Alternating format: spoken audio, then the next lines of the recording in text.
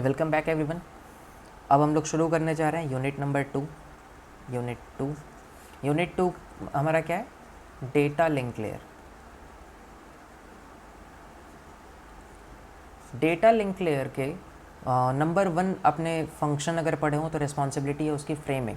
तो framing exam का बहुत इंपॉर्टेंट क्वेश्चन है। एग्ज़ाम में ये क्वेश्चंस आते हैं फ्रेमिंग मेथड्स के ऊपर।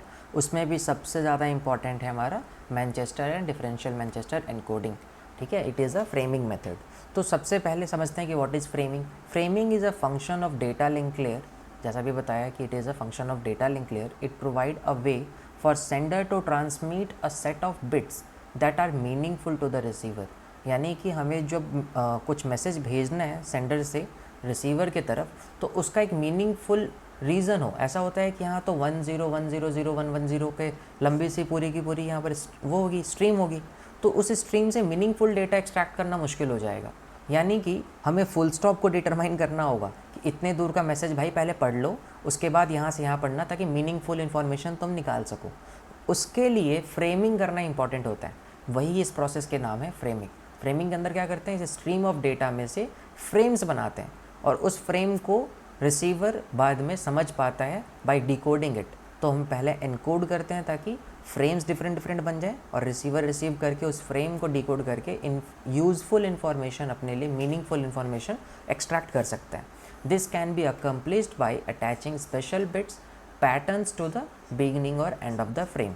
हम ऐसा कैसे अचीव कर पाते हैं? कुछ एक्स्ट्रा बिट या फिर एक्स्ट्रा कैरेक्टर्स को अटैच कर दो स्ट्रिंग के अंदर, बता दो कि यहाँ से स्टार्ट हो रहा है और यहाँ एंड हो रहा है।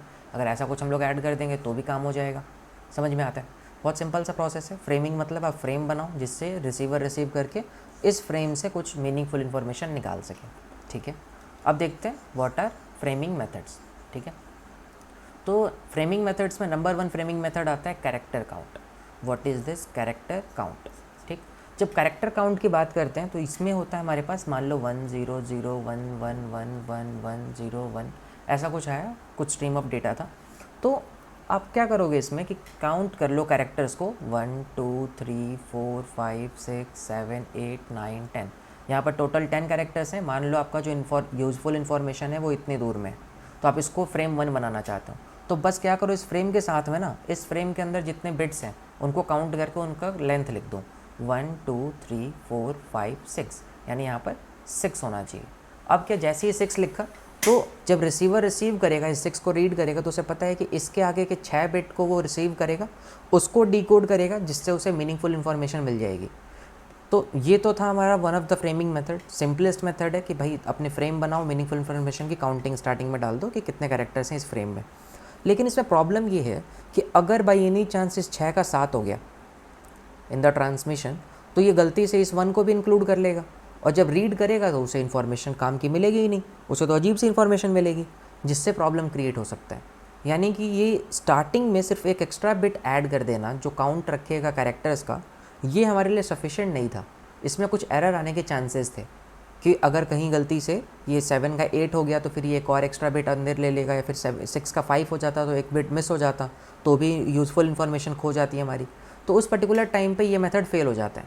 नेक्स्ट आया हमारे पास starting and ending character with character stuffing. ठीक है, कैरेक्टर स्टफिंग का मतलब क्या हुआ कि इसमें 2 तरीके कैरेक्टर लेते हैं हम लोग। या तो हम लोग कहते हैं डेटा DLS, DLE, इसका मतलब होता है डेटा लिंक स्केप। ठीक है, या तो उसके साथ में हम लोग क्या लिख सकते हैं, start of text, start START of text. ठीक, ये एक पेयर होता है जो हम लोग इस्तेमाल करते हैं। यानी जहाँ से भी आपका मैसेज शुरू होगा वहाँ पर DLE लगा देना और स्टार्टिंग के पॉइंट पे SOT लिख देना। यानी कि मान लो आपके पास यही मैसेज आया था 1010111110, ऐसा कुछ मैसेज आया। ठीक, तो आपको क्या करना है, इसमें फ्रेम्स बांटने कुछ इस तरीके से कि ये एक फ्रेम बन जाए, ये एक फ्रेम बन जाए और लास्ट के 2 एक फ्रेम बन जाए। तो अब यहाँ से कैरेक्टर्स को पिक करते हैं। जैसे ही पिक करोगे तो ऐसा लिखना है स्टार्टिंग में कि आपका ये डेटा लिंक स्केप शुरू हुआ, डेटा लिंक स्केप। फिर यहाँ पर स्टार्ट ऑफ द टेक्स्ट होगा 1010, इसके बाद इसको एंड ऑफ टेक्स्ट करोगे EOT, और फिर DLE से एंड कर दोगे। समझ में आता है? तो इससे क्या हो रहा है कि स्टार्टिंग में कुछ आपने कैरेक्टर्स डाले, एंड में कुछ कैरेक्टर डाले, और ये आपका एक्चुअल मैसेज है, ये हमारा एक्चुअल मैसेज है। तो मैसेज को हम लोग इंटैक्ट रख पाते हैं। सामने वाला जब भी रिसीवर रिसीव करेगा तो उसे पता है कि यहाँ से स्टार्टिंग है और यहाँ पर एंडिंग है, तो कभी भी गड़बड़ नहीं होगा, इसमें एरर के चांसेस कम है। लेकिन ये भी फेल हो गया। ये क्यों फेल हो गया? इसके सबसे बड़ा ड्रॉबैक ये है कि आप इसमें ध्यान से देखो तो आप इसमें वैल्यूज़ क्या भेज रहे हो, आप इसके अंदर कैरेक्टर रख रहे हो, तो कैरेक्टर जो है वो स्पेस लेगा बहुत सारा। यानी कि आपका मैसेज ऑलरेडी अगर बड़ा सा है, उसमें भी आप कैरेक्टर लगा दोगे तो वो स्पेस बहुत सारा लेगा। सेकंड प्रॉब्लम ये आई कि यहाँ पर 1010 की जगह अगर वहाँ पर वर्ड्स लिखे होते, यानी कि अगर मैं कैरेक्टर ही सेंड कर रहा होता, तो मान लो ऐसा होता कि DLESOT और मैंने मैसेज में लिखा MDLE और स्टार्टिंग लास्ट में तो हमने लिख दिया SOE। तो ये जो DLE यहाँ आ गया ना, ये कंफ्यूज कर सकता है। ये हमारे सिस्टम को ऐसा बताएगा कि यहाँ पर डेटा लिंक की शुरुआत हो गई है। तो यहाँ से हमें प्रॉब्लम क्रिएट होगी। जहाँ पर हम लोग कैरेक्टर की बात करते हैं तो सेम कैरेक्टर या डुप्लीकेशन इन द मैसेज, जब भी मैसेज के अंदर वही कैरेक्टर्स लिख दोगे तो प्रॉब्लम आएगी। इस कारण से कैरेक्टर स्टफिंग भी फेल हो गया। फिर आया बिट स्टफिंग।